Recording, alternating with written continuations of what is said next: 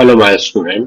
तो आज जैसे कि हम पाइथन ऊप्स टॉपिक पढ़ रहे हैं, तो ऊप्स में आज हम सबसे पहले क्लास बनाते हैं। तो क्लास आपको पता है, जब भी हम क्लास बनाते हैं तो क्लास कीवर्ड का यूज करते हैं। अब क्लास का नाम जो मैंने दिया है स्टूडेंट, तो फर्स्ट लेटर कैपिटल बना दिया। ओके, तो मैंने क्लास का नाम दिया स्टूडेंट, उसके बाद मैंने कॉलन यूज किए। ठीक है, कॉलन का मतलब होता है कि आप इसके बाद आप क्लास में जो भी कुछ लिखना चाहते हैं इनसाइड इनसाइड द क्लास, वो हम स्टार्ट करने वाले हैं। तो सबसे पहले हम मेथड बनाएंगे, तो हम डेफ कीवर्ड का यूज करेंगे। तो डेफ जैसे कि आपने पढ़ा है, हम इसको फंक्शन कहते हैं, बट क्लास में इसको हम मेथड कहते हैं। अब हम अपने मेथड को नाम देंगे, तो हमने मेथड का नाम दिया सो। इसके बाद हम सेल्फ कीवर्ड का यूज करते हैं। सेल्फ कीवर्ड का इसलिए यूज करते हैं कि जब भी हम ऑब्जेक्ट बनाएंगे तो ऑटोमेटिकली ये रन हो। ठीक है, तो ये हमारा मेथड रन करेगा। तो हमने इसमें प्रिंट कमांड लिखा। ठीक है, हमें क्या प्रिंट कराना है, तो हमें हमने एक मैसेज दिया, welcome to Python. Welcome to Python. Okay, हमने एक मैसेज दिया। ठीक है, ये हमारा क्लास के अंदर हमने डिफाइन कर दिया अपने मेथड को। ठीक है, तो क्लास का मतलब होता है कि आप ब्लूप्रिंट बना रहे हैं। ठीक है, जब भी आप कोई ऑब्जेक्ट बनाते हैं तो सबसे पहले क्या करते हैं, उसका ब्लूप्रिंट बनाते हैं। तो क्लास जब भी आप बनाएंगे तो समझिए आपने ब्लूप्रिंट बना दिया। अब इसके बाद हम ऑब्जेक्ट बनाएंगे। तो यहाँ पे मैं कमेंट में लिख भी देता हूँ। कमेंट के लिए आपको पता है हम क्या यूज करते हैं, हैशटैग क्रिएटिंग ऑब्जेक्ट। ओके, तो हमने क्रिएटिंग ऑब्जेक्ट।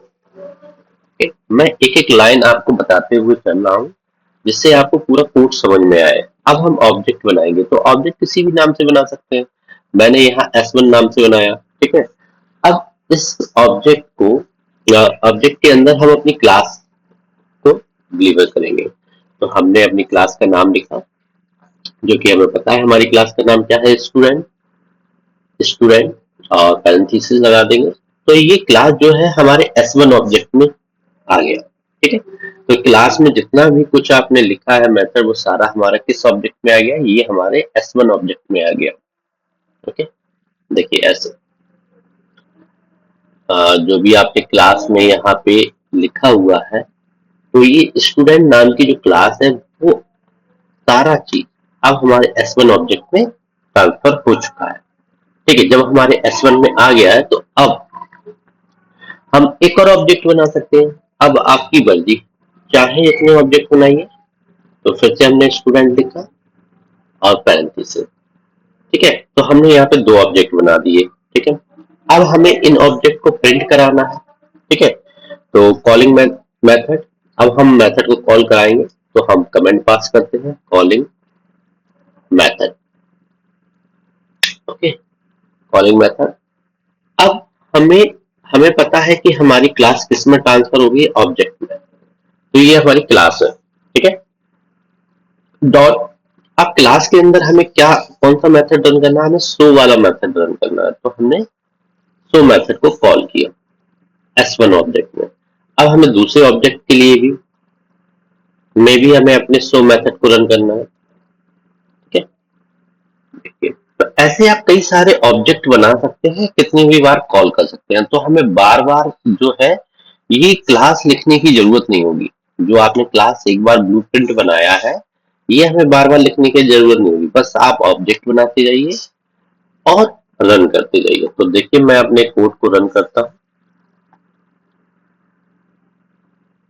ठीक है, तो ये देखिए हमारा 2 टाइम्स आउटपुट आ गया, welcome to Python and welcome to Python. Okay, I hope आपको समझ में आया होगा। मैं एक बार फिर से आपको डिफाइन कर देता हूँ। तो सबसे पहले आपने क्लास कीवर्ड बनाई।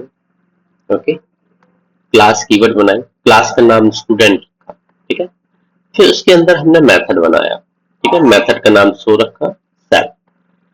और उसके बाद हम प्रिंट वेलकम टू पाइथन, हमने ये मैसेज प्रिंट कराया। उसके बाद हमने ऑब्जेक्ट बनाते हैं, तो S1 ऑब्जेक्ट बनाया, इसके अंदर हमने अपनी क्लास को ट्रांसफर कर दिया। फिर हमने S2 ऑब्जेक्ट बनाया, इसके अंदर भी हमने अपनी क्लास को ट्रांसफर कर दिया।